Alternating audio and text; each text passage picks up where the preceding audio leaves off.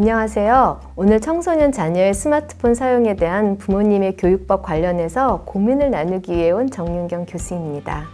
안녕하세요. 안녕하세요.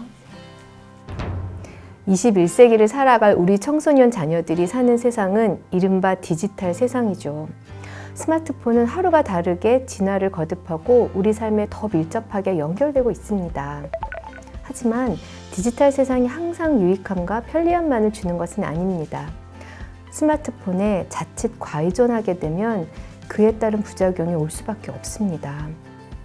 오늘은 청소년 자녀의 부모님들이 보내주신 사연을 읽고 그 사연에 맞는 해결 방법을 여기 계신 부모님 패널들과 함께 나눠보도록 하겠습니다.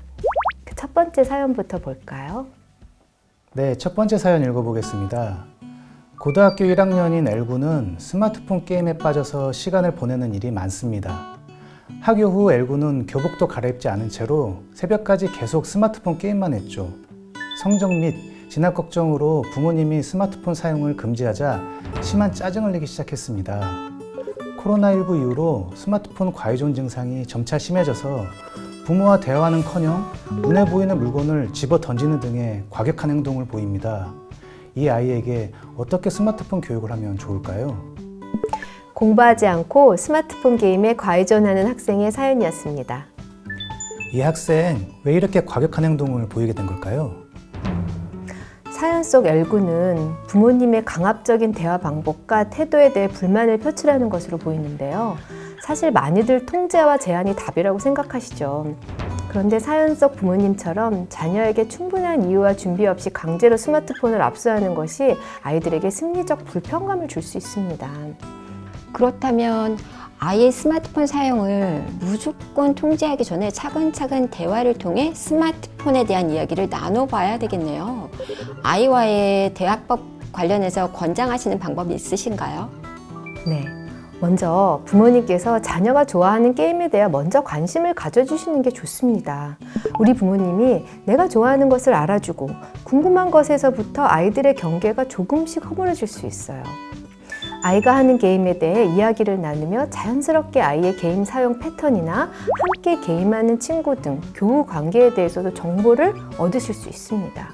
그리고 나서 게임의 사용 연령이나 유해성 같은 것에 대해서 충분히 설명하고 사용 시간 등을 함께 고민해서 규칙을 세워볼 수 있죠.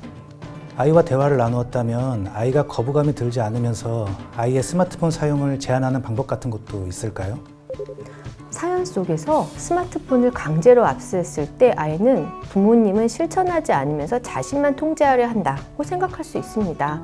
이럴 때에는 아이에게만 스마트폰을 제한하는 것이 아니라 가족 구성원이 모두 스마트폰 사용 규칙에 참여하는 것도 방법입니다. 예를 들면 가족 구성원 모두 집안에서 거실에서만 스마트폰을 사용한다 등 규칙을 정하는 것이죠. 사실 부모님들도 스마트폰 많이 사용하시거든요. 막상 스마트폰 사용 규칙을 정했는데 아이가 스마트폰을 대체할 만한 다른 활동을 찾지 못했다면 어떻게 하죠? 부모님께서 함께 건강한 대안 활동을 고민해 주시는 것이 필요합니다. 운동, 새로운 취미, 여가 활동을 아이들에게만 시키는 것이 아니라 부모님께서 함께 참여하면서 아이를 조력과 지지, 공감으로 이끌어 주세요. 아이가 시도하고 노력했을 땐 칭찬도 필수겠죠. 두 번째 사연은 제가 읽어볼게요. 중학교 2학년인 H양은 SNS로 친구들과 소통하고 연예인이나 인플루언서들을 팔로잉하는 것을 좋아합니다. 자연스레 외모에 관심을 갖게 되면서 SNS 속 다른 사람들의 화려한 모습과 자신의 모습을 자주 비교하게 되었습니다. 인플루언서를 따라서 패션 화장을 시도해 보더니 요즘은 다이어트를 한다고 식사를 거의 안 하곤 합니다. 자신은 인플루언서들처럼 예쁘고 마르지 않았다며 부쩍 우울해하며 방에서 나오지도 않는데요. 아이의 SNS 사용 어떻게 지도해 줄 수 있을까요? SNS 과의존 경향을 보이는 자녀의 사연이었습니다. 보통 이 나이가 외모와 또래 문제에 관심이 많을 나이 아닌가요? 맞아요. 사춘기로 한창 외모에 관심이 많을 나이고 또래가 나를 보는 시선, 또래와의 관계에서도 신경 쓰는 나이죠. SNS 속 사진에는 워낙 사람들이 정제되고 다듬어진 단면만 드러내기 때문에 아이들은 겉으로 드러나는 모습만 볼 수밖에 없죠. 그렇게 스스로에 대한 부정적인 신세상을 형성하면서 자아 존중감이 낮아지는 모습이 나타나게 됩니다. 자녀의 자아 존중감 저하로 우려되는 문제점이 있다면요? 자아 존중감 저하는 스마트폰에 과의존하게 되는 또 다른 원인이 되기도 하는데요. 아이들은 스스로 적절한 대처법을 찾지 못하고 우울한 마음을 스마트폰 사용으로 회피하게 됩니다. 그것은 근본적인 해결이 아니라 우울, 불안, 자아 존중감 저하 등의 문제가 더 심화될 뿐이죠. 그렇다면 자녀의 자아 존중감을 높여주는 것을 부모의 역할이라고 볼 수 있겠네요. 자아 존중감을 높이기 위해서는 어떤 노력을 할 수 있을까요? 일단 제가 매번 강조하는 것이 부모와 자녀의 대화입니다. 관련 연구에서도 부모가 자녀 간 폐쇄적 의사소통이 낮을수록 SNS 과의존 수준도 낮아지는 것으로 나타났습니다. 자녀가 편하게 부모에게 고민이나 걱정거리를 터놓을 수 있고 부모와 자녀 간 소통이 원활해야겠죠.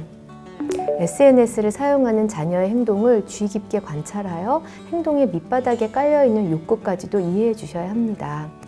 SNS를 어떤 이유로 사용하는지, 주로 어떤 SNS 활동을 하는지 이해하는 것이 첫 걸음입니다. 이를 통해 형성되는 자녀와의 긍정적인 관계는 앞으로의 문제 해결에도 도움이 될 것입니다. 아이와 대화할 때 아이의 자아 존중감을 지키기 위해 부모로서 절대 하면 안 되는 말이나 행동 같은 것이 있을까요? 네. 첫째로 부모님들은 자식의 행동이 못마땅할 때 종종 쟤는 누굴 닮은 거야 라고 말합니다. 이런 말은 하지 마시길 권장드리고 부모가 외모가 아닌 내적 역량을 키우기 위한 자기 개발을 활동을 하거나 SNS 활동을 줄이는 것을 먼저 보여주셔야 돼요. 부모가 먼저 좋은 본보기를 보여주는 것이 많은 말보다 훨씬 더 효과가 큽니다. 그리고 외모보다는 내면의 중요성을 강조해 주세요. 자녀가 진정으로 원하는 것이 무엇인지, 자신이 어떤 인간이 되고 싶은지 등 자기 자신의 내면의 귀를 기울이는 아이로 키워주셔야 합니다. 자신의 미래를 위한 계획과 실천으로 내면적 소양을 키우고 하나씩 달성해가며 느끼는 성취감을 알려주세요. 항상 아이들 탓만 했는데 부모가 본을 보이고 먼저 다가가는 것이 정말 중요하네요. 마지막 사연입니다. 초등학교 5학년 피구는 원래 혼자서도 다양한 취미 활동을 즐기고 친구들과도 큰 문제는 없던 아이였습니다. 하지만 스마트폰을 갖게 되면서부터는 다른 취미 활동 없이 부쩍 방에서 스마트폰만 하는 일이 늘었습니다. 비대면 수업으로 외부 활동이 줄어들면서 스마트폰으로 모든 것을 해결하려고 하고 친구들 만나기도 점점 꺼려하고 있습니다.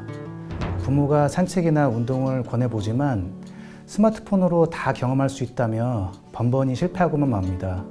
스마트폰 과의존으로 온라인 생활에만 몰입해 있는 이 아이를 어떻게 교육하면 좋을까요? 이전처럼 오프라인으로 친구들과 친밀하게 접촉할 기회가 적어지면서 스마트폰 과의존을 겪으며 친구들과의 관계 단절을 겪고 있는 학생의 사연이었습니다. 이런 학생의 경우 그만 놔둬도 괜찮은 걸까요? 요즘 들어 직접 만나서 대화하는 것보다 스마트폰을 통한 의사소통을 더 편하게 여기는 청소년들이 늘고 있습니다. 하지만 이는 스마트폰 과의존을 더욱 강화시키는 문제점을 안고 있는데요. 애착이 안정적으로 형성되지 못한 경우 현실에서 충족시키지 못한 관심과 애정을 보상받기 위해 가상 공간의 상호작용을 쫓게 되어 스마트폰을 더 많이 사용하게 될 가능성이 많다는 연구 결과도 있죠. 스마트폰으로만 상호작용을 하다 보면 아이들이 오프라인에서의 친구 관계를 더 힘들다고 느껴질 수도 있을 것 같아요.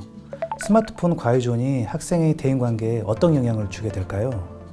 스마트폰 과의존으로 대인 상호작용 기회가 감소하면서 아이의 사회성 발달이 낮아질 가능성이 높습니다. 또한 이 시기 대인관계가 활발하지 않으면 아이들은 무기력해지고 의욕이 떨어지게 됩니다. 학교 생활 적응에 어려움을 겪기도 하고 학업에 집중하지 못하며 우울증, 대인기피증 등 정서적 문제로도 발전할 수 있습니다. 오프라인 관계만 몰입한 자녀를 부모로서 어떻게 지도할 수 있을까요? 자녀가 평소 또래 관계가 어떤지, 어렵다면 어떤 부분이 어렵거나 불편하고 힘든지 구체적으로 자녀와 대화하는 것이 필요합니다. 속상해하는 자녀의 마음을 충분히 공감해주고 도움이 필요할 때 부모에게 도움을 요청할 수 있도록 자연스럽게 부모의 존재를 알려주세요. 그리고 혹시 학교 폭력이나 왕따 문제 등 혹시 모를 상황 또한 대비하시고 객관적으로 판단할 수 있도록 다양한 질문을 해보는 과정이 필요합니다. 친구 관계에서 자녀가 어떤 것을 원하는지 물어보고 그대로 행동했을 때 앞으로 일어날 수 있는 다양한 상황에 대해 함께 이야기를 해보면서 친구와의 관계의 다양한 해결 방법을 찾을 수 있도록 이끌어 주셔야 합니다. 자녀는 마음속에 어떻게 하고 싶은지에 대한 대답을 이미 가지고 있을 텐데 그 마음을 먼저 존중해 주셔야 자녀의 자아 존중감을 키워줄 수 있습니다. 청소년의 자아 존중감을 향상시키기 위해서는 청소년이 자신의 능력을 발휘할 수 있게 해야 하며 스스로 성취감을 가질 수 있도록 하는 것이 중요합니다. 또한 아이의 기질에 대한 이해 또한 필요한데요.